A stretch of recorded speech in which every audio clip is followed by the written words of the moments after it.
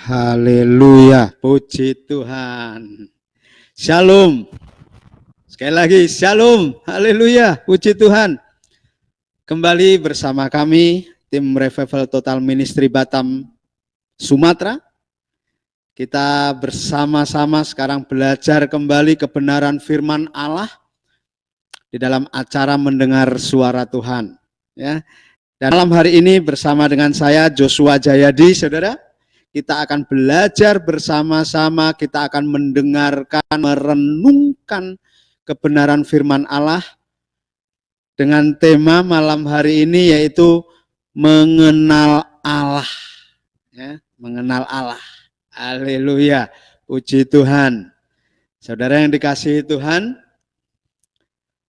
hari-hari ini tentunya senantiasa saya mau katakan tetap semangat, sukacita luar biasa, damai sejahtera Kristus Yesus itu yang sudah dicurahkan kepada setiap kita, yang sudah ditinggalkan, yang sudah diwariskan kepada kita. Mari kita tangkap, kita responi dengan benar-benar menjadi anugerah, menjadi berkat buat setiap kita. Haleluya. Amin. Ya, sebelum kita lebih dalam mendengar kebenaran firman Allah, mari kita berdoa, kita mengucap syukur, kita tundukkan kepala kita. Haleluya, puji Tuhan. Bapa Surgawi, biarlah anugerah-Mu berlimpah-limpah senantiasa di dalam hidup kami. Terima kasih untuk kasih-Mu Bapa.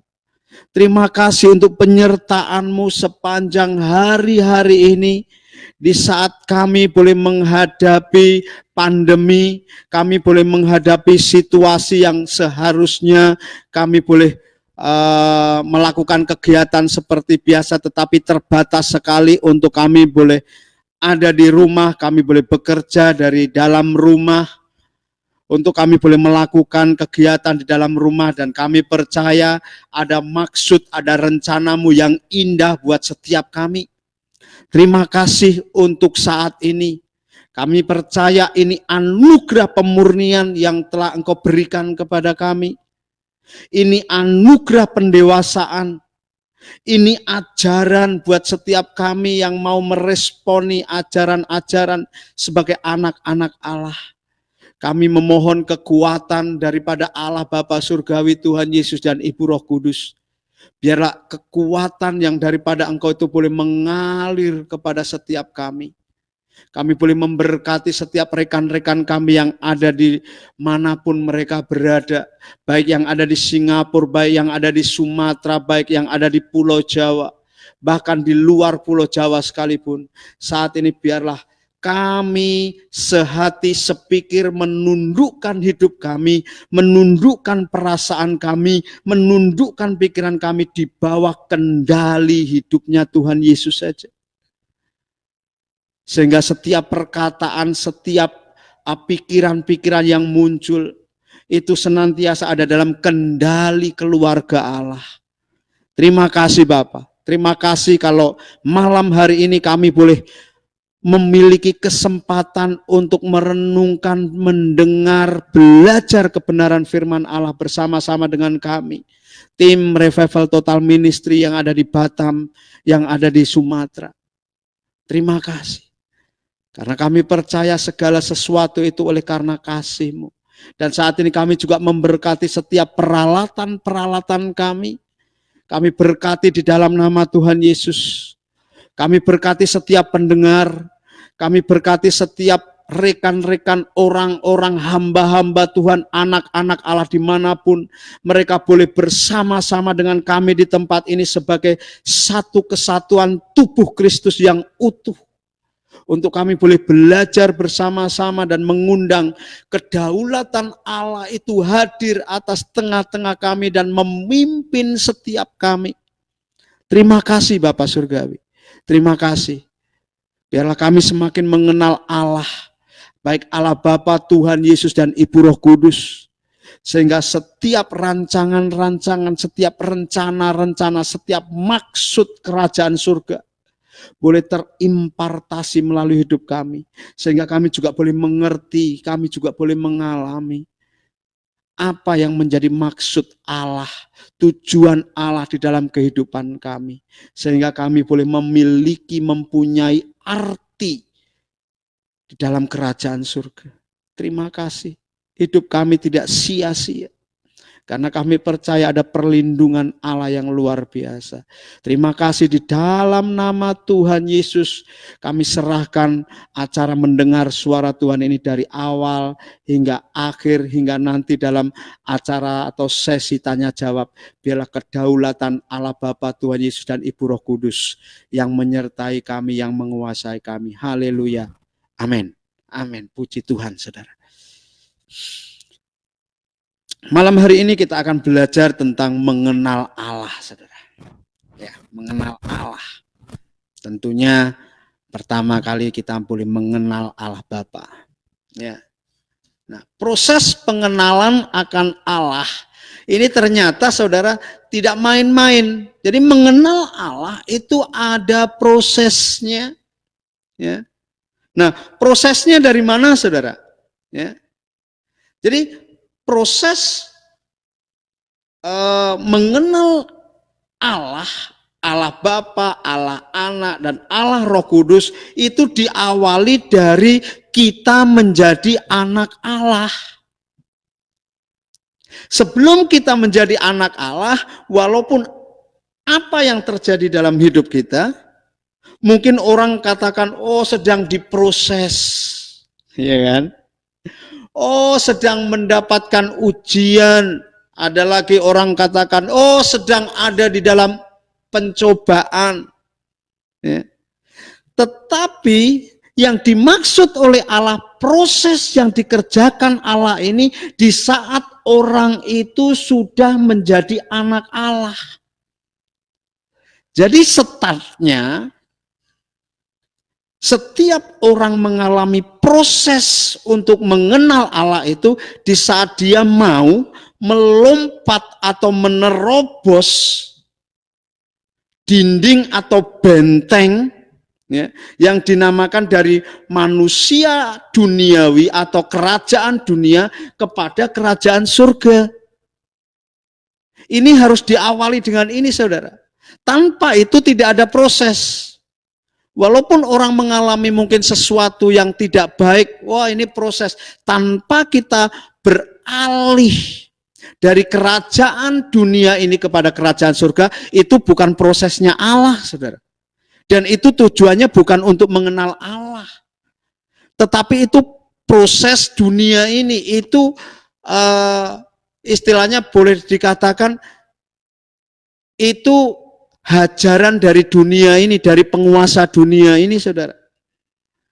Karena kita ingat bahwa kerajaan dunia ini penuh penghukuman dan intimidasi. Jadi kalau kita memiliki keadaan yang tidak baik, yaitu hukuman dari dunia ini sebelum kita menjadi anak Allah, atau kita terobos, atau kita lompat kerajaan, atau pindah kerajaan dari kerajaan dunia ini, dari kerajaan maut ini kepada kerajaan surga. Ya, jadi boleh dipahami ya. Kalau kita memiliki situasi yang enggak baik, atau mungkin jatuh bangun dalam kekayaan, kemiskinan, besok makan, sekarang enggak makan, atau besoknya lagi makan lagi, atau kayak mana, itu bukan prosesnya Allah, saudara. Tetapi saudara sedang dikerjain si jahat, penguasa dunia. Untuk saudara terjerat, terikat, lebih terpuruk ke dalamnya. Untuk kita boleh minta pertolongan kepada dunia ini. Ya. Misalkan hutang, ya, tambah hutang lagi. Kita jadi pengemis-pengemis, peminta-minta. Itu mental dunia, saudara. Kita ke dukun, kita minta perlindungan, atau minta dari roh-roh peramal, minta pertolongan, minta diobati oleh dukun-dukun, atau mungkin ahli-ahli tabib-tabib, ya. Nah, ini bukan proses untuk sebagai anak-anak Allah untuk mengenal Allah, bukan, saudara. Ini masih dalam lingkup dunia saja kita orang yang belum mengenal Allah dan belum pindah kerajaan itu senantiasa digocoh di situ. Supaya dia semakin terikat, dia semakin terpuruk, dia semakin mengandalkan dunia ini. Pikirannya jadi dunia ini terus mencari apa yang ada di dunia ini terus. Tetapi saudara, yang dimaksud Allah, proses pengenalan akan Allah ini, pertama yaitu kita harus pindah kerajaan. Artinya apa? Artinya kita lahir baru, kita membuka hati, kita menjadi anak Allah. Biarlah kita mengundang dalam hidup kita Yesus sebagai Tuhan dan Juru Selamat kita. Setelah kita menjadi anak Allah, baru proses sebagai anak Allah untuk mengenal Allah, Bapa, Allah, Anak, dan Allah Roh Kudus ini ada prosesnya, dan disitulah Tuhan mengajar dari start sebagai anak Allah ini terus. Dari hari ke hari, dari waktu ke waktu, kita boleh semakin mengenal Tuhan Yesus, bagaimana Tuhan Yesus. Kita lebih lagi diperkenalkan oleh Tuhan Yesus bagaimana keadaan Bapa Surgawi sebetulnya. Siapa Bapa Surgawi? Setelah kita diperkenalkan oleh Bapa Surgawi juga memperkenalkan, ini loh sebetulnya ada ibu yang sangat dekat dengan engkau. Siapa ibu Roh Kudus itu sesungguhnya? Sampai dengan saat ini, banyak hamba-hamba Tuhan, banyak anak-anak Allah, banyak orang Kristen yang belum mengenal dan tidak mau mengenal Allah ini, saudara. Dari kelahiran baru, Allah mau mendidik kita, mengajar kita untuk mengenal keluarganya. Tetapi banyak sekali orang yang tidak mau diajar di sini, saudara. Yang penting aku sudah mengenal Allah. Saya sudah mengenal Tuhan Yesus. Apalagi dengan Tritunggal itu, saudara. Pengajaran Tritunggal yang sedikit keliru itu merancukan, gitu. Jadi pengenalan kita akan Allah itu jadi rancu. Apalagi kalau kita membaca kebenaran firman Allah atau Alkitab itu jadi rancu. Susah untuk kita mengerti. Kenapa? Karena kita berpatokan kepada doktrin Tritunggal. Bahwa Yesus, Bapa dan Roh Kudus itu satu. Nah, ini doktrin Tritunggal ini merancukan dan membingungkan orang-orang Kristen, saudara. Ya, tetapi malam hari ini kita tidak sedang membicarakan itu, ada pelajaran, ya. Tapi kalau nanti ada pertanyaan mengenai Tritunggal, kita juga akan jawab, saudara, ya. Tetapi mari kita lanjutkan, ya. Nah, saudara, semenjak kita lahir baru, jadi startnya itu lahir baru sebagai anak Allah, bukan sebagai orang dunia. Kalau orang dunia itu menjadi orang Kristen atau menjadi lahir baru itu digiring, ya, digiring oleh Bapa Surgawi, ya, melalui Injil-Injilnya, ada melalui mujizat-mujizat, ya. Nah, sehingga mereka tertarik melalui kasihnya, ya. Mereka tertarik dan mereka pengen mengenal Allah, sehingga mereka dituntun untuk menerima Yesus sebagai Tuhan dan Juru Selamat. Nah, itu digiring, saudara, ya. Karena domba itu memang bodoh, harus digiring, saudara. Beda dengan kambing. Kambing itu kalau dilepaskan dia pulang sendiri. Tapi kalau domba nggak bisa pulang, gitu, saudara. Nah, nanti kita akan belajar tentang perumpamaan Tuhan Yesus, ya, nanti. Tapi sebelumnya saya mau awali ini, saudara. Jadi proses yang kemudian kita sebagai warga kerajaan Allah sebagai start untuk kita mengalami proses pengenalan akan Allah adalah apa, saudara? Pembersihan.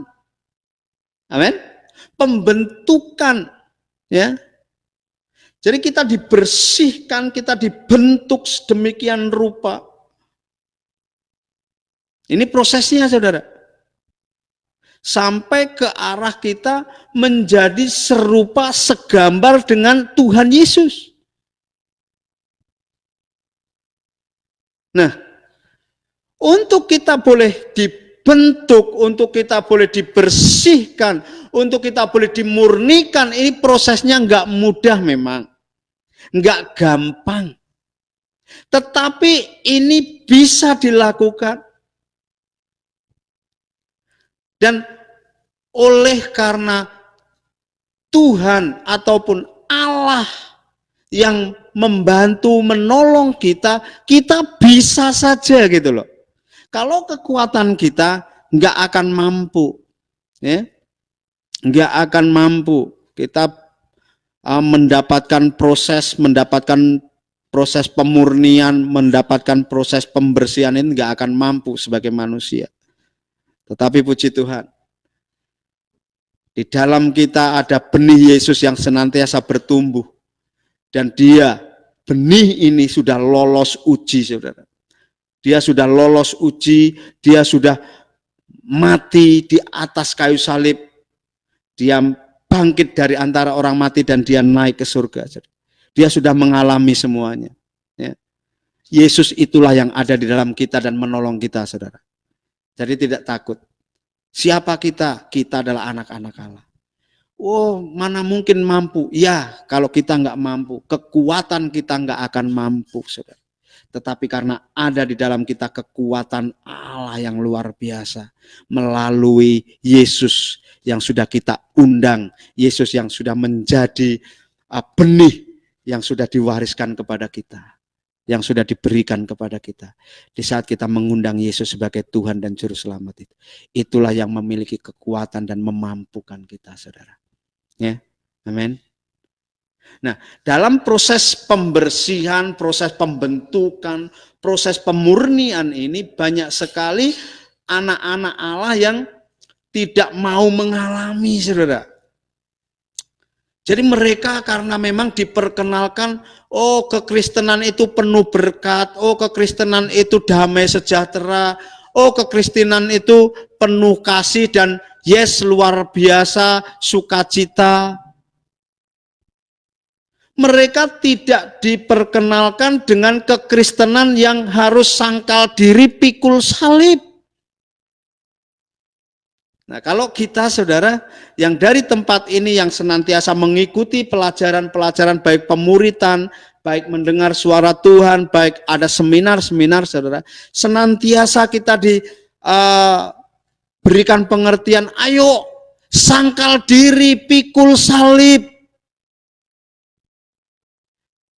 Bagaimana kita hidup seperti Yesus hidup di muka bumi ini. Amin. Nah, banyak sekali orang-orang Kristen yang tidak memahami hal ini sehingga di saat dia mengalami proses, mengalami pengujian, mengalami pemurnian di dalam hidupnya untuk dia boleh menjadi lebih dewasa, lebih murni, dia lebih mau dipakai oleh Allah, ya. Di situ mereka tidak mau mengalami. Kenapa? Karena pahit, saudara. Di saat mengalami mereka merasa Allah tidak mengasihi atau sedang mengalami hukuman. Sehingga tidak sedikit anak-anak Allah yang undur. Ya, yang undur dari kekristenan. Kenapa? Karena mindsetnya salah dan dia nggak diajar. Oh, kalau orang Kristen itu pasti diberkati. Orang Kristen itu dagangannya pasti laris, usahanya pasti berhasil, berkatnya berlimpah-limpah. Di dalam perjanjian baru, Tuhan Yesus sedikit pun tidak menyinggung tentang keberhasilan dagang di muka bumi ini, saudara. Keberhasilan nama atau kedudukan itu enggak disinggung atau enggak diajarkan seperti itu, saudara. Tetapi bagaimana anak-anak Allah diajar oleh Tuhan Yesus untuk senantiasa mencukupkan dengan apa yang ada padamu. melayani Allah Bapa surgawi senantiasa, memberi kepada orang. Ya, kalau hari-hari ini dari setiap wilayah, dari setiap daerah boleh mempunyai program untuk membantu orang-orang yang terkena dampak pandemi ini, saudara. Ini juga penggiringan dari Allah, saya percaya. Ini adalah sebuah pernyataan kasih juga dari Allah. Walaupun memang ada beberapa oknum, ada beberapa orang yang istilahnya mengambil kesempatan ini untuk pikiran dia supaya dia dapat ibadahnya, supaya dia diberkati berlimpah-limpah dengan memberi apapun itu, tetapi penggiringan Allah itu mau menyatakan kasih bahwa segala sesuatu akan diberikan kepada satu dengan yang lain, saling memberi, saling berbagi, saudara. Ya, seperti gereja mula-mula, saudara. Amin. Kita mulai mengerti hal ini, saudara. Ya. Nah, seringkali pembentukan ini juga kita alami, tetapi kita sebagai anak-anak Allah harus senantiasa meminta kekuatan penyertaan dari Allah supaya kita mampu. Bukan mampunya itu kemampuan kita, saudara, tetapi Allah yang ada di dalam kita ini yang memampukan kita untuk mengalami hal ini tegar, tenang, teguh di dalam Tuhan, saudara. Amin. Nah, jangan sampai undur. Gitu. Nah, saudara yang dikasihi Tuhan, ada satu kebenaran firman Allah, yaitu tokoh-tokoh dalam firman Allah. Saya mau kutip dalam Daniel 3 ayat 16, saudara. Ini sebagai salah satu contoh bagaimana orang itu teguh mempertahankan imannya, gitu, saudara ya. Ini sebagai salah satu contoh saja, ya. Dalam Daniel 3 ayat 16 sampai dengan 18, saudara. Ini tentang Sadrak, Mesak, dan Abednego, ya. Ini luar biasa, saudara. Nah, seperti ini kebenaran firman Allah dalam Daniel 3 ayat 16. Lalu Sadrak, Mesak, dan Abednego menjawab Raja Nebukadnezar, tidak ada gunanya kami memberi jawab kepada tuanku dalam hal ini. Jika Allah kami yang kami puja sanggup melepaskan kami, maka ia akan melepaskan kami dari perapian yang menyala-nyala itu. Dan dari dalam tanganmu ya Raja. Ayat 18. Tetapi seandainya tidak, hendaklah tuanku mengetahui, ya Raja, bahwa kami tidak akan memuja dewa tuanku dan tidak akan menyembah patung emas yang tuanku dirikan itu. Bukankah ini iman yang luar biasa, saudara? Ya. Ini tokoh dalam perjanjian lama yang hari ini, malam hari ini, Tuhan mengangkat sebagai contoh ketegaran, keteguhan hati seorang Sadrak, seorang Mesak, seorang Abednego.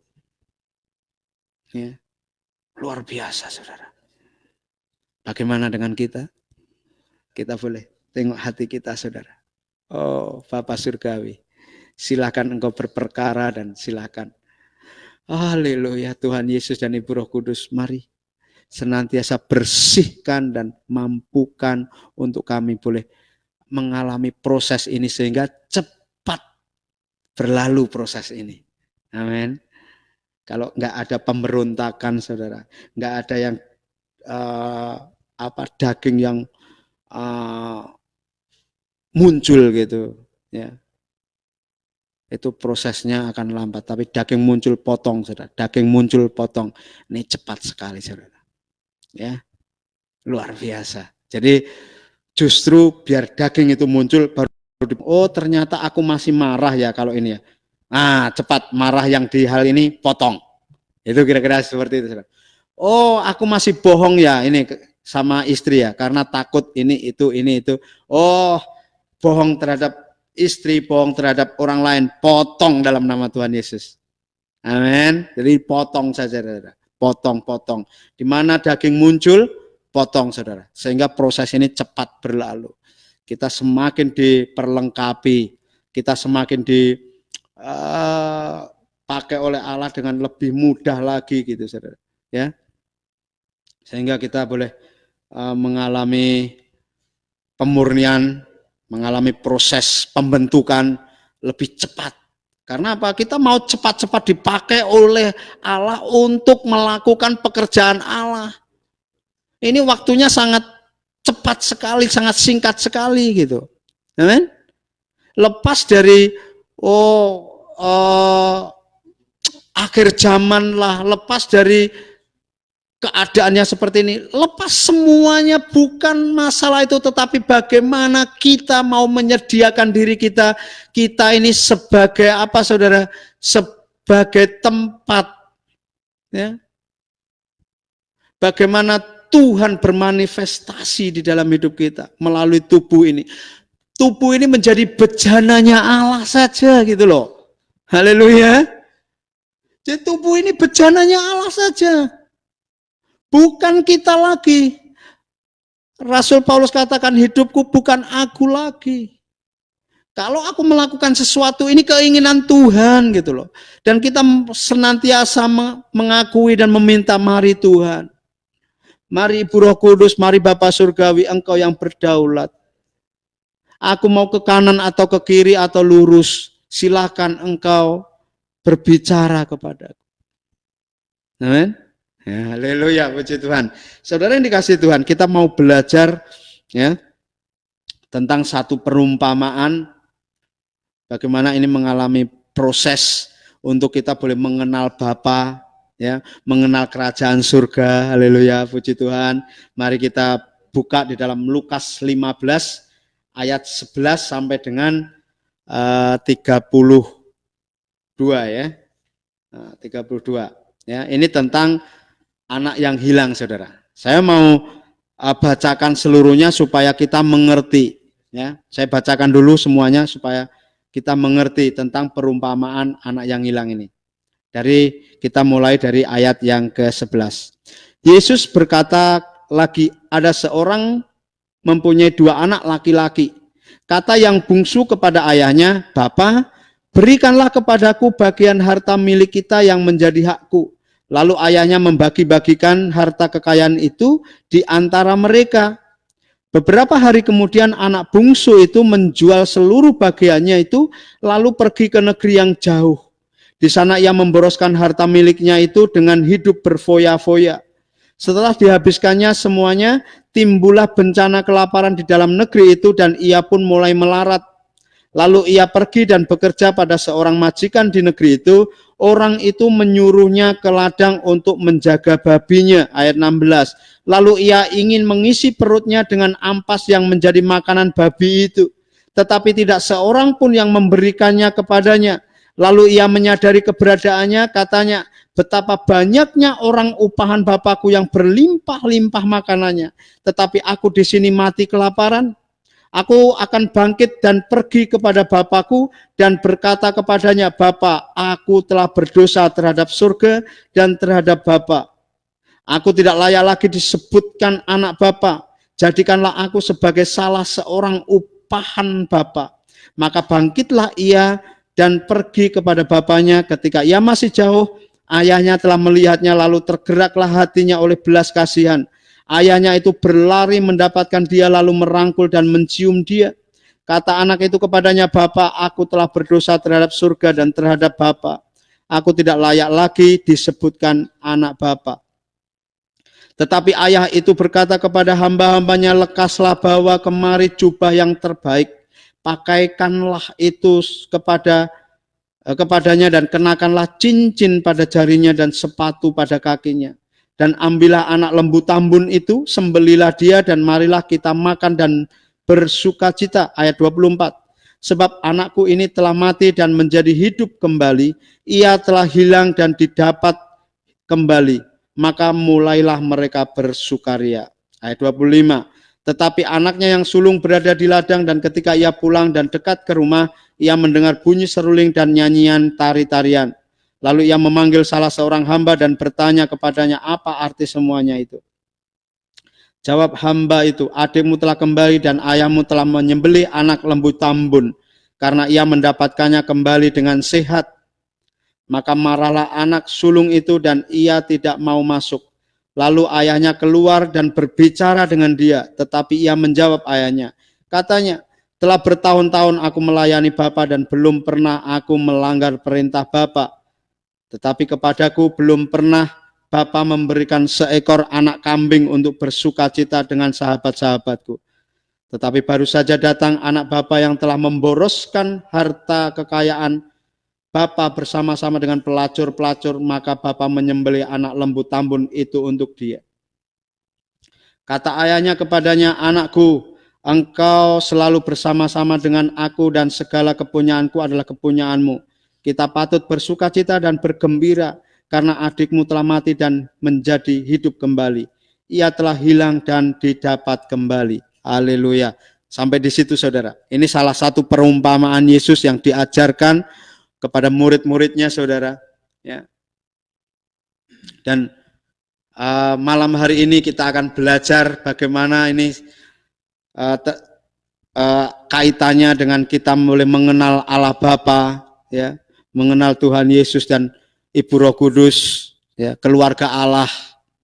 Nah, saudara yang dikasihi Tuhan, dalam perumpamaan ini tadi ada seorang bapak yang memiliki dua anak, saudara. Ya, yang bungsu dia minta warisan lalu pergi, ya, dan dia memboroskan warisan itu. Karena dia jual, dia boroskan warisan itu. Nah, saudara yang dikasihi Tuhan, kita akan lompat dalam ayat yang ke-17. Lalu ia menyadari keadaannya, katanya, betapa banyaknya orang upahan Bapakku yang berlimpah-limpah makanannya.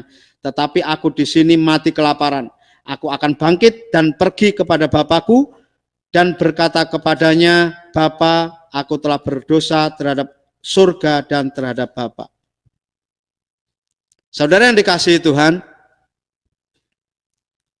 dari kejadian ini, dari perumpamaan ini, di saat dia lapar, di saat dia melarat, dia miskin, itu bukan prosesnya dari Bapa, saudara. Ya, itu di luar lingkupan Bapa, kendali Bapa, saudara.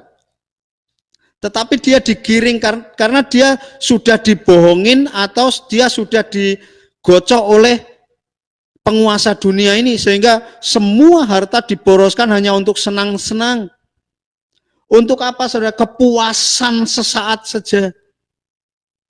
Sampai akhirnya dia lapar, dan di lapar inilah, saudara, dia boleh mengambil bunuh diri, mati, atau dia boleh mengambil bertobat, balik kepada Bapa, saudara. Nah, perumpamaan ini mengambil keputusan untuk dia di sini apa?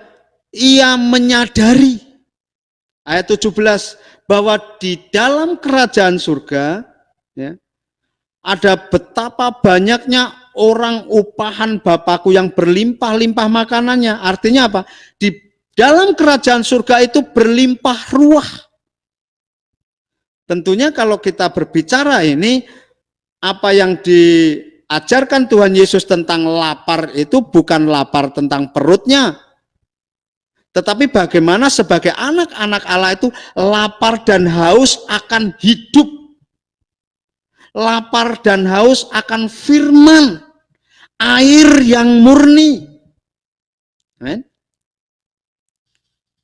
Nah, di sini saudara, di ayat 18 ini diawali ada keteguhan hati, ada keputusan dari si bungsu untuk aku akan bangkit dan pergi kepada Bapa. Ini keputusan, saudara. Ini hak mutlak setiap manusia. Si bungsu boleh, oh aku bunuh diri saja, bisa. Tetapi si bungsu mengatakan, aku akan bangkit dan pergi kepada Bapa. Nah, di sini artinya apa? Dia bertobat, dia menerobos benteng-benteng itu dan dia beralih pindah kepada kerajaan surga, saudara. Bapa, aku telah berdosa terhadap surga dan terhadap Bapa. Ada pengakuan di sini, saudara. Nah, ini ada tindakan, aku akan bangkit dan pergi. Ya. Maka ayat 20 dikatakan, maka bangkitlah ia dan pergi kepada Bapaknya. Ya. Maka dia sujud di hadapan Bapa, mengakui anak Allah Yesus sebagai Tuhan dan Juru Selamatnya. Lahir baru di sini, saudara. Disitulah ada kasih yang luar biasa. Tangan kuasa Bapa itu menyongsong si bungsu, saudara. Ya, lihat. Ketika ia masih jauh, ayahnya telah melihatnya, lalu tergeraklah hatinya oleh belas kasihan. Ayahnya itu berlari mendapatkan dia, lalu merangkul dan mencium dia, saudara. Bapa pun menyongsong si bungsu, saudara. Dia tidak tinggal diam biar dia datang saja kepada. Enggak.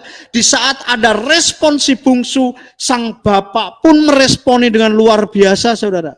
Dia pun berlari menyongsong anaknya. Artinya apa, saudara?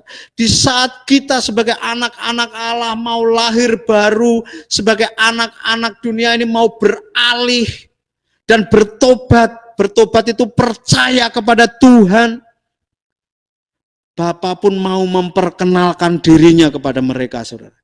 Keluarga Allah itu menyongsong, memperkenalkan dirinya kepada setiap orang. Ini loh saya sesungguhnya. Dia dengan tangan terbuka mendekap, saudara. Walaupun dikatakan, ayat 21 katanya, Bapak, aku telah berbuat dosa terhadap surga dan terhadap Bapak, aku tidak layak lagi. Tetapi Bapak nggak ambil pusing hal itu, saudara. Mau kamu kotor, masih bau kambing atau bau babi di sini, saudara. Sorry, bau babi karena dia di kandang babi, dia ada di menjaga babi, saudara. Ya, masih bau babi, masih compang-camping, mungkin rambutnya awut-awutan, penuh dedek, saudara. Ya, semuanya itu diabaikan Bapa surgawi. Dekap, dia didekap, dia dipulihkan statusnya, saudara. Ya.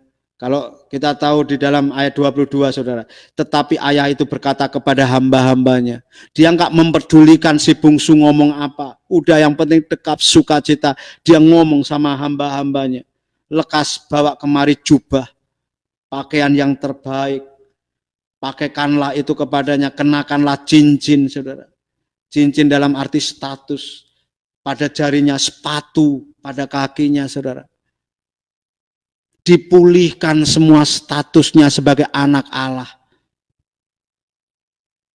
Baru dia dibawa masuk, saudara.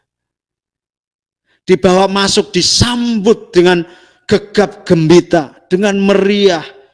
Karena ada lembu tambun yang disembelih. Dan ada sukacita, ada puji-pujian di situ, saudara. Tetapi yang saya mau sampaikan lebih lagi, saudara. Setelah dia masuk, statusnya dikembalikan sebagai anak Allah, saudara. Disinilah sebetulnya awal, start, diproses untuk lebih mengenal Allah Bapa lagi, lebih lagi. Mengenal surga lebih lagi, dari hari ke hari, dari waktu ke waktu, dia boleh mengenal Allah, saudara. Amin. Start inilah, ada proses. Kalau di kandang babi tadi bukan prosesnya Allah, saudara. Dan keputusan yang diambil untuk bangkit dan pergi kepada Bapa atau berbalik dari jalan-jalannya yang jahat, itu mutlak keputusan harus kita ambil. Kita mau berbalik, berjalan kepada Tuhan, atau kita mau bunuh diri, masuk ke jurang neraka atau jurang maut, saudara. Itu hak kita untuk kita putuskan. Nah, saudara yang dikasihi Tuhan, mulai dari dia menjadi anak Allah, menjadi lahir baru, barulah di situ dia dimandikan. Dia bisa mandi, dia bisa bersihkan rambutnya, bisa dirapikan, kuku-kukunya dipotong supaya rapi, mungkin jenggot, mungkin kumis, mungkin cambangnya dirapikan juga. Disitulah anak Allah atau si bungsu tadi mendapatkan perawatan demi perawatan, mendapatkan pembersihan demi pembersihan, pembentukan demi pembentukan, saudara. Ya, dan disitulah Allah sangat-sangat mengasihi si bungsu benar-benar sebagai anaknya, saudara. Dia katakan dalam ayat 24, sebab anakku ini telah mati dan menjadi hidup kembali, ia telah hilang dan didapat kembali, maka mulailah mereka bersukaria. Satu orang bertobat, seisi surga bersukacita, saudara. Amin. Kita lanjut, saudara. Ya. Jadi anak bungsu boleh mendapati pengenalan Allah, pengenalan akan bapaknya lebih daripada dulu dia sebelum mengenal Bapa, walaupun dia bapaknya tetapi belum mengenal Bapa sehingga dia mau lepas dari bapaknya. Ya. Perasaan dia bisa hidup sendiri dengan kekayaan yang Bapa wariskan itu, saudara. Dia lepas. Nah, ini sambung dari Yohanes 15 ayat 5 bahwa di luar aku engkau tidak bisa berbuat apa-apa. Ya, nanti kita baca. Tetapi yang selanjutnya, saudara. Ya, selanjutnya saya lompat di ayat yang ke-29, saudara. Ya.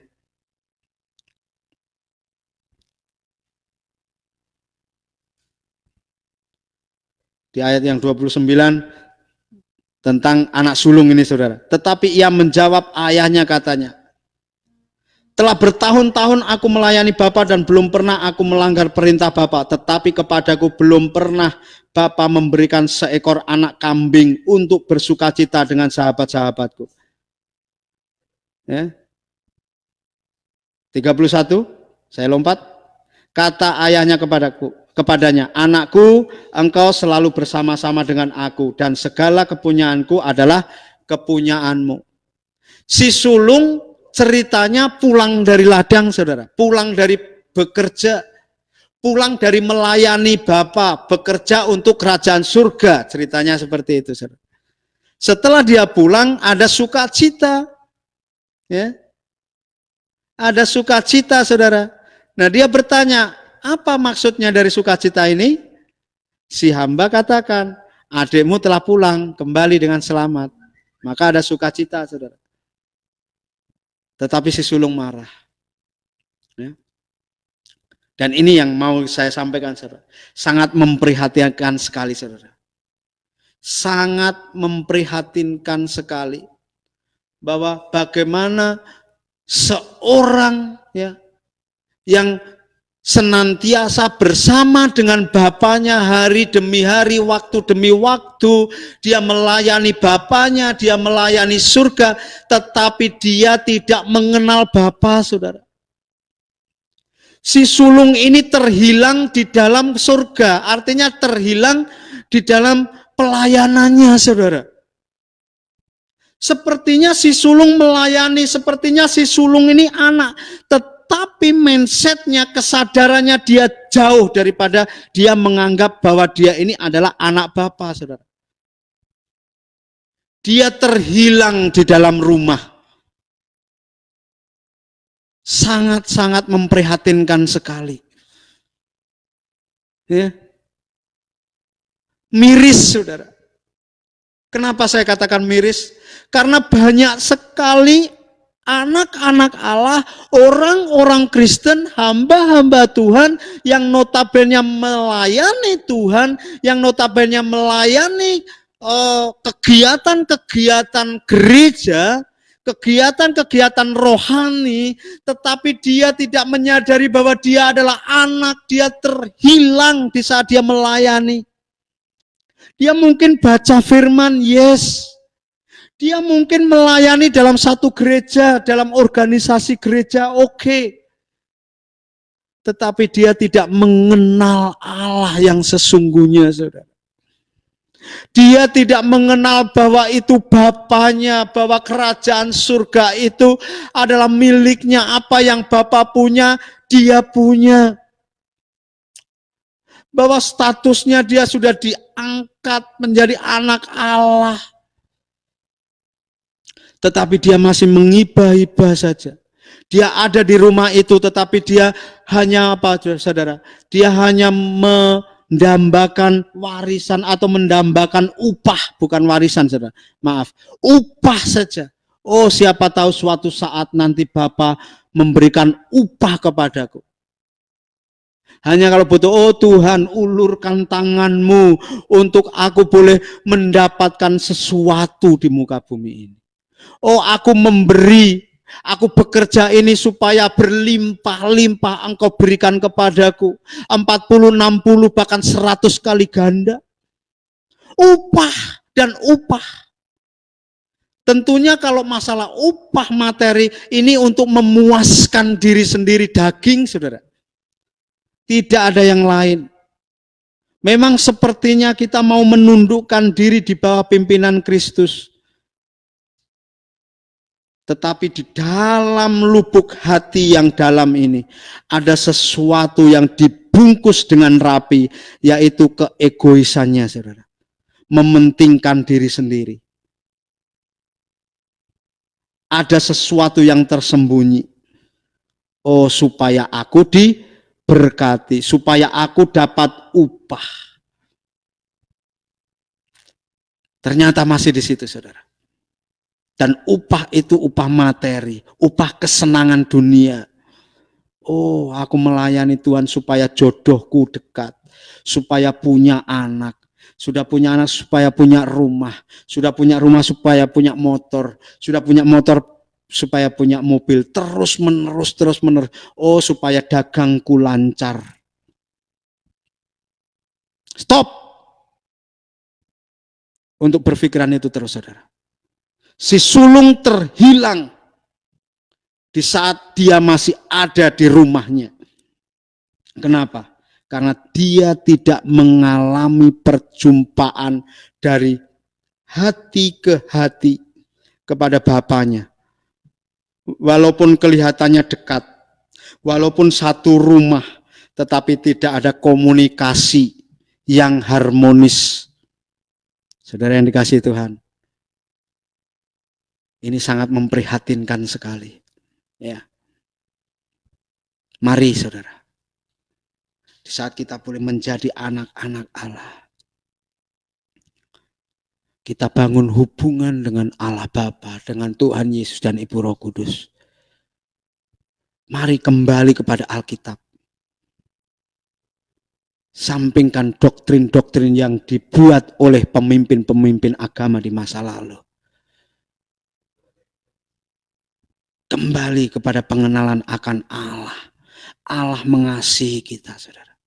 Allah Bapa itu menyongsong si bungsu sedemikian rupa. Bahkan dengan si sulung pun dia tidak marah, saudara. Dia enggak marah. Bahkan ayat 31 kata ayahnya kepada si sulung, saudara. Anakku, engkau selalu bersama-sama dengan aku. Dan segala kepunyaanku adalah kepunyaanmu. Mari bersuka cita. Karena adikmu kembali, comeback. Ayo si sulung. Amin, saudara. Mari kita mengenal Allah Bapa, kita boleh mengenal keluarga Allah dari hati ke hati, memiliki hubungan sehingga kita boleh bertemu muka dengan muka. Allah itu mau menyongsong kita, memperkenalkan dirinya. Allah itu bukan hanya Allah yang diam saja dengan penuh kewibawaan, manggut-manggut, enggak, saudara. Allah itu mau berkomunikasi dengan kita. Dia curhat kepada kita. Dia mau kasih wejangan-wejangan. Dia mau kasih apa yang menjadi planning-planning surga, saudara. Dia itu mau berbagi. Mari saudara. Allah itu bukan patung yang mau kita sembah, kita ngomong bla bla bla bla bla bla bla bla, amin, selesai kita pulang. Enggak. Allah itu juga mau berbicara kepada kita. Kerinduan Allah untuk memanggil setiap umatnya, memanggil saya dan saudara itu untuk berkomunikasi. Amin. Jadi mari, mulai saudara boleh singkirkan semua pengajaran-pengajaran bahwa yang penting kita memuji, menyembah Allah, setelah itu selesai amin pulang. Enggak saudara, mari kita duduk diam di kaki Tuhan. Kita mendengarkan suara Tuhan. Maria seperti itu juga. Maria itu sebagai gambaran contoh bagaimana seseorang duduk dekat di kaki Tuhan. Dia diam tapi menyimak apa yang Tuhan mau bicarakan. Seperti itu juga kita saudara. Tuhan itu mau berbicara banyak. Ya. Saudara ketahui juga di saat Yesus dia mau mengenal Bapaknya di saat dia hidup di muka bumi saudara. Dia senantiasa berkomunikasi dengan Bapaknya. Sampai dia mengerti bahwa saya itu bukan dari dunia ini, tetapi saya dari atas, Bapalah yang mengutus aku. Aku tidak berbuat sesuatu apapun kalau tidak melihat Bapa mengerjakan sesuatu, saudara. Bagaimana hubungan dia dengan Bapa surgawi, bagaimana Yesus bisa melihat Bapaknya mengerjakan segala sesuatunya. Tentunya ini berhubungan dengan alam roh, saudara. Dengan intuisi. Bagaimana Yesus berbincang-bincang dengan Bapa, bagaimana Yesus boleh melihat Bapa mengerjakan sesuatu. Karena Yesus pada waktu itu adalah manusia biasa, saudara. Hanya bedanya semua indera roh dia boleh terbuka. Itu bukan proses yang gampang. Tetapi kita tahu di saat Yesus berusia 12 tahun, dia senantiasa melatih dirinya. Sampai umur 12 tahun pun dia sudah mengenal bahwa saya harus ada di rumah Bapakku. Kalau kita baca di dalam perjanjian baru ya. Bagaimana kehidupan Yesus senantiasa membangun hubungan dengan Bapa surgawi. Dari masa kecilnya, dia sudah memikirkan apa yang menjadi kepentingan kerajaan surga di dalam hidupnya, saudara. Sampai saat nanti, suatu ketika, dan itu umur 30 tahun, saudara. Dia boleh diurapi, dia boleh dibaptis, dan dia boleh mengerjakan pelayanan, dia boleh mengerjakan apa yang Allah Bapa mau dia kerjakan. Atau Allah Bapa utus, saudara. Ketaatan Yesus ini, saudara. Ini didasari oleh apa? Oleh karena Yesus mengenal Bapaknya. Sehingga dia mau taat, bahkan taat sampai mati di atas kayu salib, saudara. Ya. Ini suatu hal yang luar biasa. Saudara yang dikasihi Tuhan, kalau kita mengerti bahwa bumi ini ya, saya nggak bilang dunia, tapi bumi ini adalah sekolah, ya, di mana bumi ini tempat kita untuk belajar segala sesuatunya, saudara. Selama kita masih ada kesempatan di muka bumi ini, mari terus kita manfaatkan segala sesuatu keadaan di muka bumi ini untuk kita belajar, kita memiliki sudut pandang dari sudut pandangnya Allah. Kita melihat apa yang terjadi di muka bumi ini dari sudut pandang kerajaan surga, saudara. Ya. Segala sesuatu yang mungkin menyakitkan, yang mungkin negatif, yang mungkin tidak baik, tetapi dari sudut pandang kerajaan surga, segala sesuatu dijadikan baik. Amin. Dari sudut pandang ini, saudara. Kita sebagai anak-anak Allah, sehingga tidak ada kata mengeluh, ya, tidak ada kata, oh kenapa, pertanyaan kenapa Tuhan ini terjadi. Kenapa Tuhan, oh ini nggak cepat berlalu. Keadaan pandemi ini, oh keadaan virus ini kenapa terjadi di muka bumi? Enggak, saudara.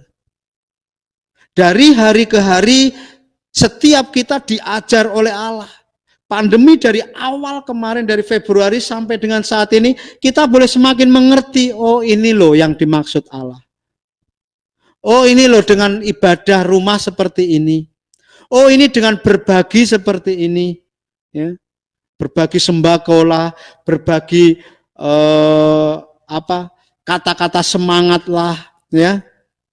Support satu dengan yang lain. Mungkin WA kita, oh bersukacitalah senantiasa, tetap semangat, amin. Seperti itu, saudara.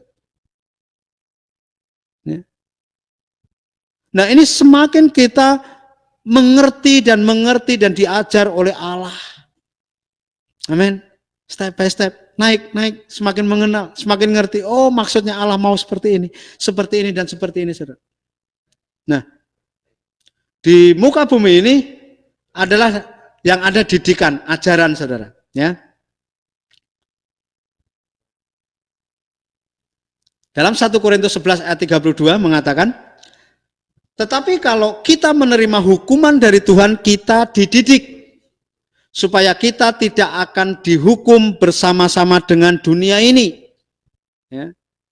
Dalam Yohanes 6 ayat 45, ada tertulis dalam kitab nabi-nabi, mereka semua akan diajar oleh Allah.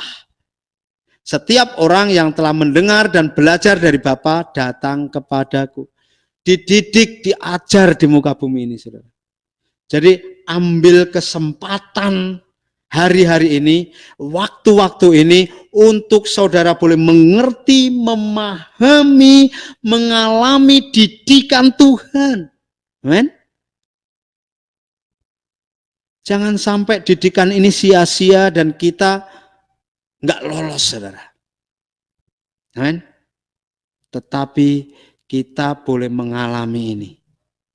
Kita boleh bersama-sama dengan orang-orang kudusnya Allah, dididik, dimurnikan, dibentuk untuk menjadi serupa segambar dengan Allah. Ya. Memang banyak orang keluar dari ini. Karena apa? Karena prosesnya, saudara. Prosesnya tidak mudah. Ya. Dan yang membuat orang biasanya undur dari sini karena ada selubung. Ada kekotoran-kekotoran yang menyelubungi paradigma orang-orang itu, saudara. Pemahaman orang-orang Kristen. Oleh karena apa? Oleh karena sedikit hamba Tuhan yang mengajar tentang itu tadi. Sangkal diri pikul salib. Mereka hanya mengajar mujizat demi mujizat, berkat demi berkat. Sukacita demi sukacita. Saudara yang dikasihi Tuhan, di dalam tinggal tenang dalam Tuhan, kita harus tetap teguh. Sadrak, Mesak, dan Abednego itu adalah tokoh Alkitab yang boleh kita ambil sebagai contoh, saudara. Ya, bagaimana keteguhan hati dia. Apalagi hari-hari ini kita sebagai anak-anak Allah yang tinggal di dalam kita ini adalah sang empunya iman, yaitu Gembala Agung kita, Yesus Kristus. Dia yang memiliki iman, dia yang mencipta iman. Bahkan dia sebagai manusia sejati, dia sudah lolos. Sampai dia mati di atas kayu salib, bangkit dari antara orang mati dan naik ke surga, lolos ujian, saudara. Ya. Mari kita bongkar semua selubung-selubung ini untuk kita boleh mengenal Allah, betapa besar, betapa panjang, betapa lebar, betapa dalamnya kasih Allah Bapa, saudara. Bagaimana tadi perumpamaan tadi, Allah Bapa menyongsong orang yang mau kembali kepadanya, saudara. Siapapun itu. Ya, siapapun itu, saudara. Dia mau menyongsong, dia mau mendekap dia, ya. Jadi dia tidak hanya tenang dengan penuh wibawa, berdiri di tempat itu, enggak. Tapi dia juga menyongsong, dia berlari, saudara.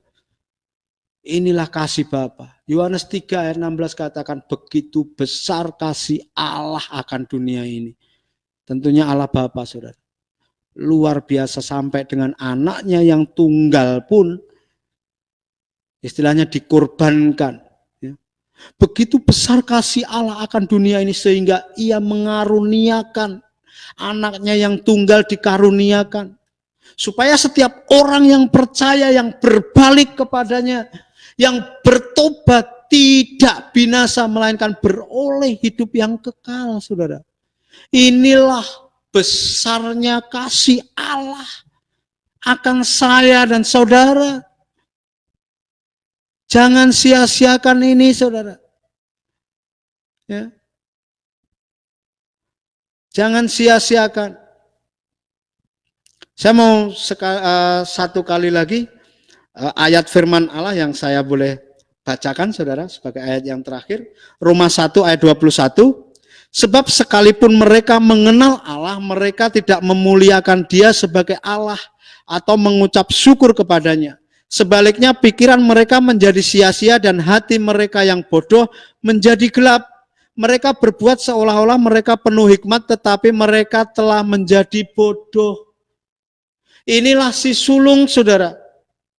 Si sulung itu mengenal bapaknya, oh ini bapakku, tetapi dia tidak memuliakan dia. Karena apa? Pengenalan dari dalam dirinya itu enggak ada. Atau hubungan pribadi, pengenalan dari hati ke hati itu enggak ada. Sehingga dia enggak memuliakan dia sebagai bapaknya, sebagai Allahnya. Atau mengucap syukur kepadanya. Tak ada sekalipun, saudara. Sehingga si sulung ini terhilang di saat dia ada di dalam rumah. Dia berbuat seolah-olah dia berbuat dengan taat, dengan hikmat, dengan tekun. Sepertinya dia benar-benar tulus. Tetapi mereka menjadi bodoh karena apa? Di dalam lubuk hatinya, yang dalam pikirannya itu hanya tentang suatu ketika. Suatu saat nanti Bapakku akan memberikan upah. Jadi dia hanya mau menuntut upah, menyongsong upah. Ya. Tetapi di akhir-akhir cerita, baik si sulung, saudara, ataupun si bungsu, mereka mulai mengenal bapaknya step by step lebih dalam lagi. Cara pengenalan dia dengan bapaknya, cara komunikasi mereka dengan bapaknya mulai berbeda setelah kejadian ini, saudara. Ya, mulai berbeda dari dulu. Ya, sebelum kejadian ini, sekarang sesudah kejadian ini, pengenalan mereka anak-anak ini berbeda. Ya, cara pandang mereka juga berbeda, cara komunikasi mereka juga berbeda. Saya yakin ini, saudara. Ya. Dan luar biasa, saudara. Nah, saudara yang dikasihi Tuhan, hari-hari ini kita boleh mendapatkan hal yang mungkin baru, situasi yang mungkin situasinya mungkin belum pernah kita alami, tetapi mari saudara sebagai anak-anak Allah tetap pegang teguh, tetap menempel, melekat kepada Allah, kepada Tuhan Yesus sebagai sumber kekuatan kita, sebagai sumber hidup kita. Kita boleh mengenal ini tadi, saudara, melalui perumpamaan yang anak yang hilang. Kita sudah mengenal bagaimana kasih Bapa, bagaimana kasih surga yang luar biasa. Mari kita perbaharui cara mengenal Allah. Mulai saat ini, saudara. Cara berkomunikasi dengan Allah, cara melayani Allah, cara bekerja di ladangnya Allah. Segala sesuatunya, biarlah kedaulatan Allah yang ada di dalam hidup kita. Kita senantiasa memberikan tahta Allah ada di dalam hidup kita, dalam hati kita, itu tempat yang tertinggi. Sehingga mereka, keluarga Allah ini boleh berkuasa penuh, boleh bertahta di dalam hati kita yang tertinggi, berdaulat dan memerintah hidup kita. Haleluya, puji Tuhan. Amin. Mari kita berdoa. Bapa Surgawi, kami mengucap syukur karena malam hari ini Engkau memperkenalkan dirimu kepada setiap kami, bahwa Engkau sangat bersukacita, Engkau adalah Bapa yang penuh pengampunan, Engkau adalah Bapa yang penuh pengertian, sabar terhadap setiap kami, seperti kepada si bungsu maupun si sulung. Engkau sabar terhadap mereka, begitu juga terhadap kami. Dan saat ini kami boleh berbalik dari jalan-jalan kami yang jahat. Kami boleh mengenal Allah dengan cara yang berbeda, dengan cara yang baru yang Engkau mau kami lakukan. Engkau mau berkomunikasi dengan kami, Engkau mau berbicara kepada kami. Kami tundukkan hidup kami senantiasa. Kami mau pasang telinga kami, supaya setiap orang yang bertelinga, hendaklah mereka mendengar firman Allah katakan. Dan kami mau mendengar, kami mau duduk diam. Terima kasih untuk selanjutnya di dalam acara sharing kami, tanya jawab kami, biarlah kedaulatan Allah juga senantiasa melingkupi kami. Di dalam nama Tuhan Yesus kami berdoa. Amin.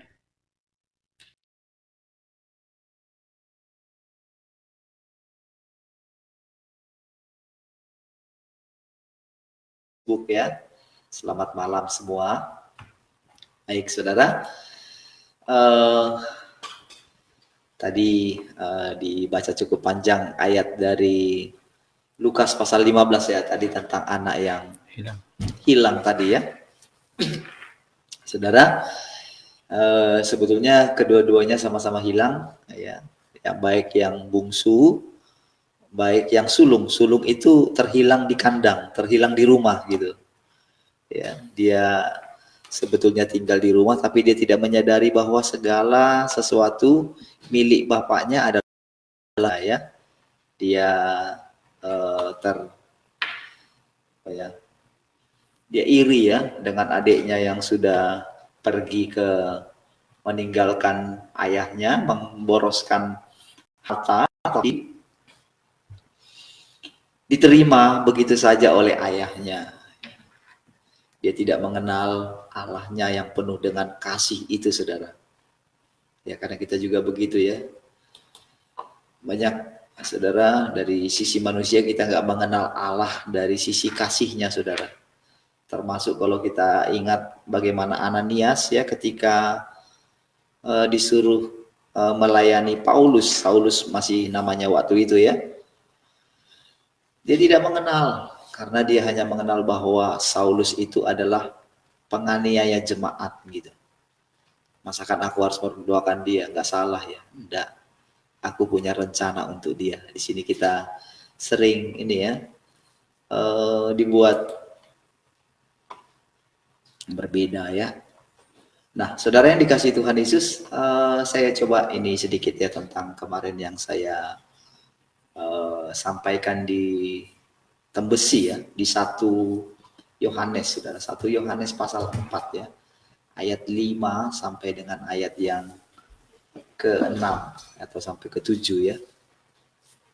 Itu saya bacakan sampai 8. Karena kemarin saudara ketika ada yang membuka di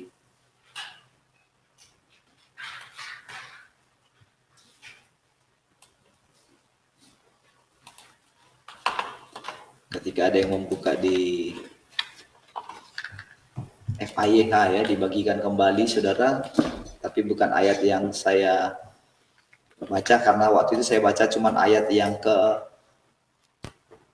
4 sampai 6 gitu ya, 4 sampai 6 kemarin ya. Kita ulangi dulu ya, atau dari ayat yang ke-5 ya. Mereka milik dunia ini, jadi dengan sendirinya mereka memperhatikan hal-hal duniawi dan dunia memperhatikan mereka. Tetapi kita ini anak-anak Allah. Jadi hanya mereka yang telah berjalan dan berbicara dengan Allah yang mau mendengarkan kita. Orang lain tidak akan mau. Ini FIH ya. Itulah cara lain untuk mengetahui apakah suatu berita benar-benar berasal dari Allah.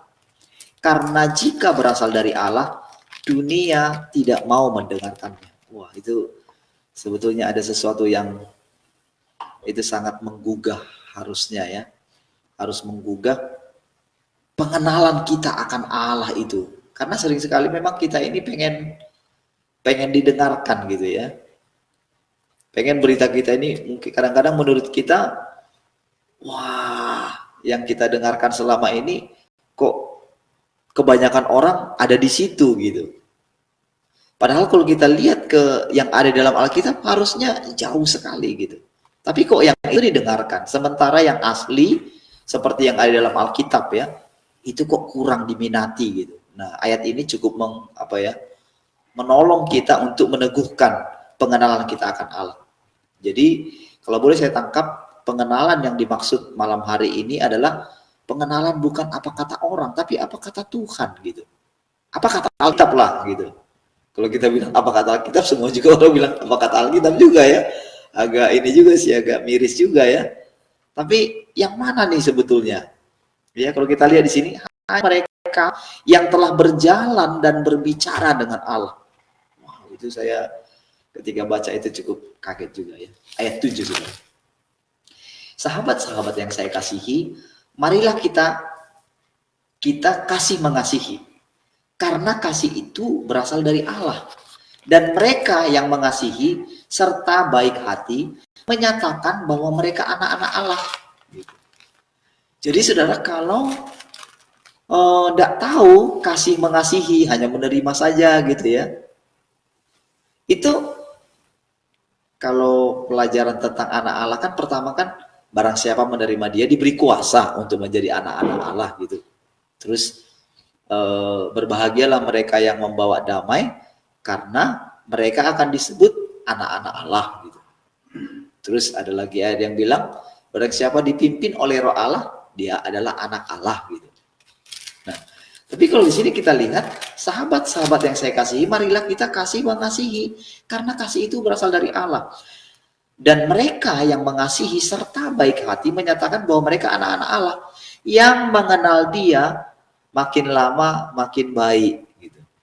Oh, jadi ternyata saudara, cara kita mengasihi itu sangat erat hubungannya dengan pengenalan kita yang bertambah baik gitu. Ini penting kita ini ya. Jadi bukan hanya di mengetahui kebenaran firman Tuhan. Karena banyak juga kalau kita dengar mungkin penjabaran tentang ayatnya hampir-hampir mirip gitu. Tapi pada kenyataannya ketika kita melihat personnya gitu, jauh ya gitu.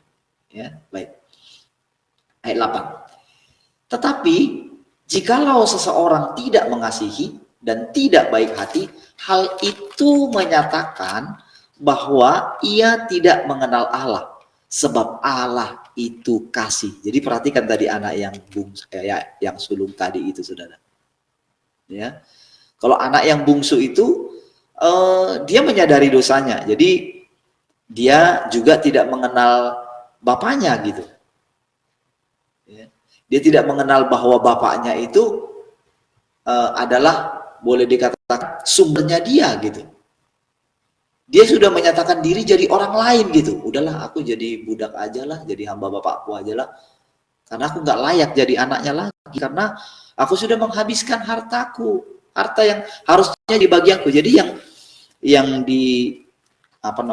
dihitung dia adalah bagiannya. Jadi dia merasa berhak atas bagiannya itu gitu. Jadi ketika bagiannya ini sudah habis, ya dia nggak berhak lagi atas bapaknya, kira-kira gitu. Itu yang membuat dia mau jadi hamba saja gitu loh. Dia benar-benar itu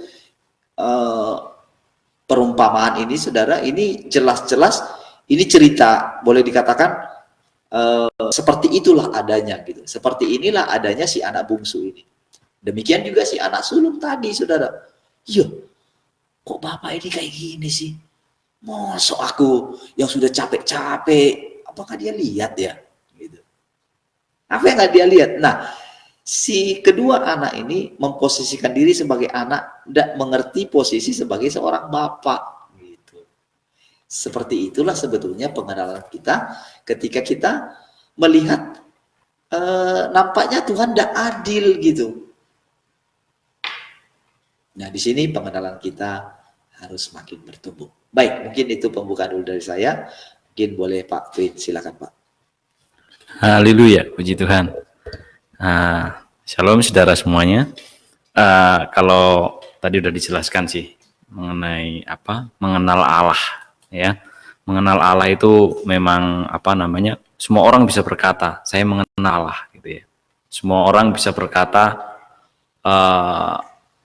ini loh Allah itu, gitu ya.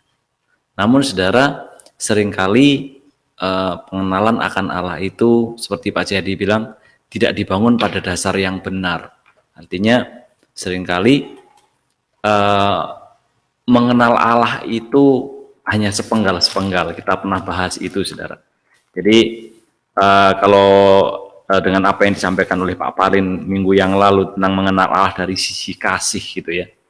Bahkan kalau di 1 Yohanes tadi dikatakan bahwa barang siapa mengasihi aku, bahwa Yesus adalah anak Allah, Allah tetap berada di dalam dia dan dia di dalam Allah. Sebenarnya sih mengenal Allah itu sebagai proses pertumbuhan kesadaran. Tentunya kita semua sudah diperkenalkan dengan hidup yang baru ya, ketika kita diajak untuk menerima Tuhan Yesus sebagai Tuhan dan Juru Selamat dalam hidup kita. Seperti Pak Jayadi awali tadi, di awal firman Tuhan disampaikan, saudara, itu adalah titik balik ketika seseorang diperkenalkan kepada Allah dengan cara apa? Diangkat menjadi anak Allah. Nah, kalau saudara ikut buku pemuritan, itu ada dilahirkan, jadi surga ditekuk dan saudara berada di teritorialnya Allah, dilahirkan, menjadi warga negara. Nah, pengenalan akan Allah bertumbuhnya itu tentunya akan banyak apa namanya yang harus dihadapi. Nah, kalau sudah dengarkan Pak Jayadi tadi bilang tidak mudah prosesnya, gitu ya. Kalau mudah ya berarti itu tidak mengenal Allah, gitu loh. Karena apa? Karena itu prosesnya selalu kita tahu prinsipnya bahwa mengenal Allah adalah menyangkal diri dan memikul salib setiap hari. Artinya apa? Pengenalan akan Allah bisa kalau saudara ingat kemarin disampaikan Pak Palin tuh yang di Yohanes 8 ayat yang ke-42 sampai 45, saudara, tentang ketika Tuhan Yesus sampaikan aku adalah apa namanya? Kalian bilang apa namanya? Keturunan Abraham, gitu loh.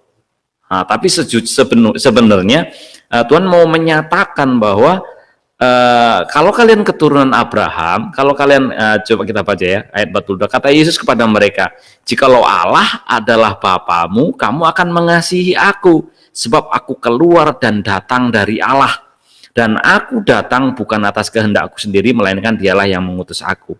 Apakah sebabnya kamu tidak mengerti bahasaku? Sebab kamu tidak dapat menangkap firmanku. Dikatakan lebih keras lagi, Tuhan Yesus ngomong, iblislah yang menjadi bapamu dan kamu ingin melakukan keinginan-keinginan bapamu. Ia adalah pembunuh manusia sejak semula dan tidak hidup dalam kebenaran, sebab di dalam dia tidak ada kebenaran.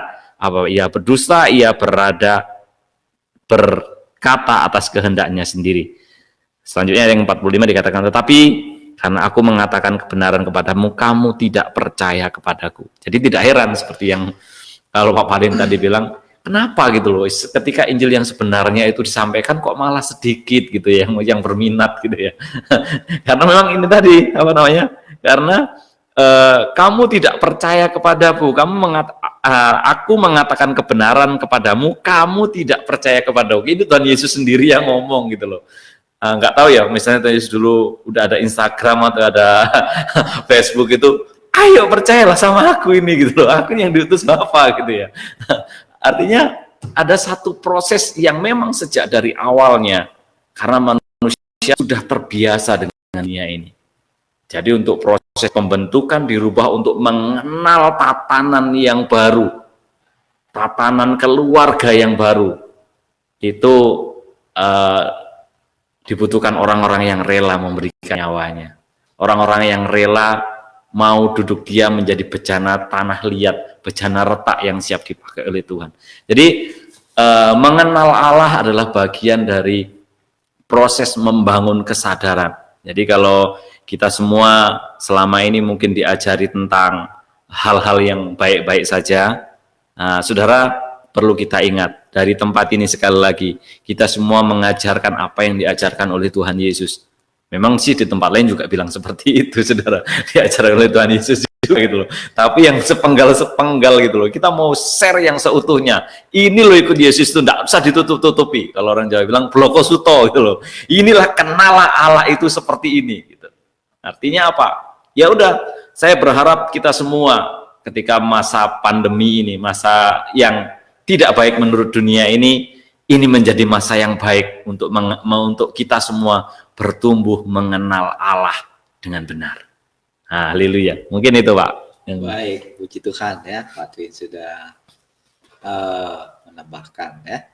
Baik, mungkin ada lagi yang mau ditambahkan Pak Jadi dan mungkin Pak. Ada pertanyaan nggak?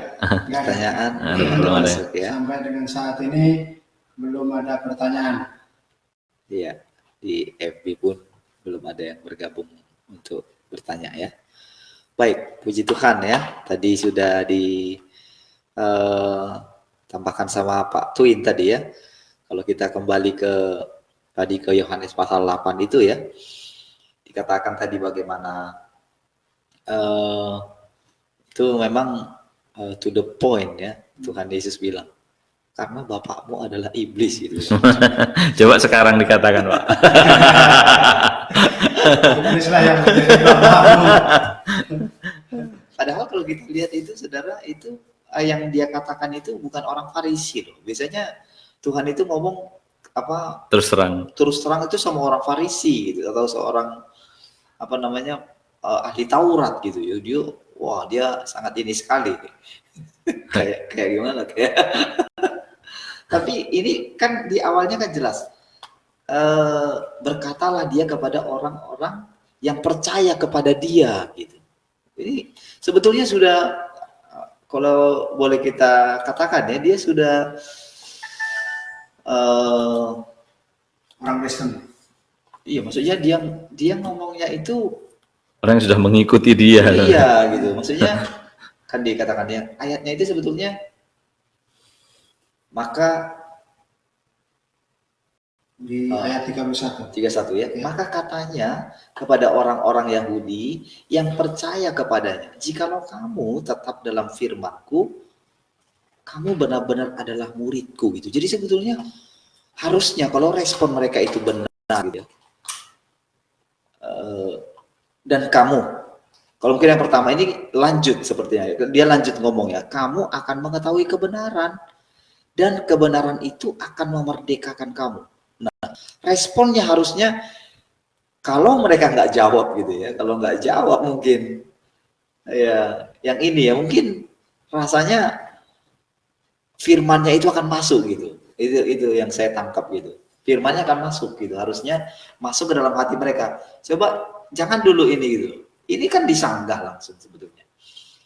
Sebetulnya dari perkataan ini harusnya firman ini bisa memisahkan mereka itu dari pengaruh yang kuat, dari yang dibilang pengaruh dari daging mereka ini kan, sebetulnya kan nenek moyang mereka gitu kan, dari istilahnya yang adat istiadatnya, Tauratnya. Iya, harusnya bisa dipisahkan karena kan firman Allah itu tajam gitu kan, bisa memisahkan harusnya gitu. Tapi ini tadi ketika dia bilang, kami adalah keturunan Abraham dan tidak pernah menjadi hamba siapapun, bagaimana engkau dapat berkata kami akan merdeka? Kamu akan merdeka? Kata Yesus kepada mereka, aku berkata kepadamu, sesungguhnya setiap orang yang berbuat dosa adalah hamba dosa. Dan hamba tidak tetap tinggal dalam rumah, tapi anak tetap tinggal dalam rumah. Jadi apabila anak itu memerdekakan kamu, kamu pun benar-benar merdeka. Wah, itu kalau kita lihat proses selanjutnya, aduh, disitulah mereka itu kembali. Kami ini keturunan Abraham, katanya. Bangga sekali. Nah, di sini mungkin sering perbedaannya ketika Tuhan berterus terang. Ya, jadi alangkah baiknya kalau kita minta hari-hari ini Tuhan berterus terang. Sebetulnya adalah berhikmat ya kalau kita datang sama Tuhan itu gini. Ayo Tuhan, selidiki hatiku. Bener enggak sih? Jangan sok-sok ngaku jadi anak Allah, tapi ternyata urung gitu loh. Belum gitu sebetulnya gitu loh.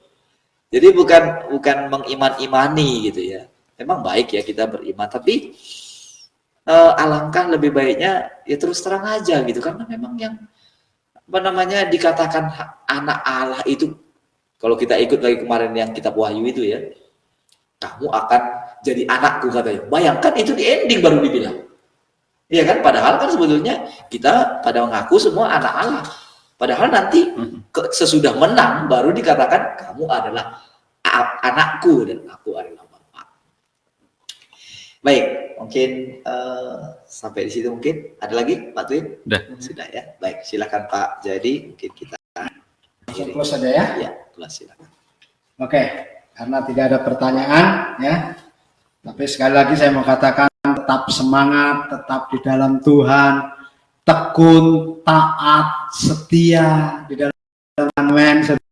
Mari tangkap ini kejadian ini sebagai anugerah, bukan sebagai hukuman ataupun sebagai sesuatu yang mengecewakan, tetapi sebagai anugerah yang menyukakan hati saya dan saudara semua. Haleluya, puji Tuhan. Mari kita tutup dengan doa.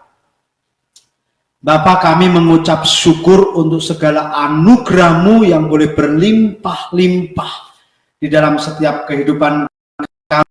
Terima kasih untuk pembelaan-Mu, terima kasih untuk penyertaan-Mu, terima kasih untuk segala anugerah yang terbaik yang telah Engkau curahkan berlimpah ruah di dalam kehidupan kami. Terima kasih kekuatan yang senantiasa baru di dalam kehidupan kami.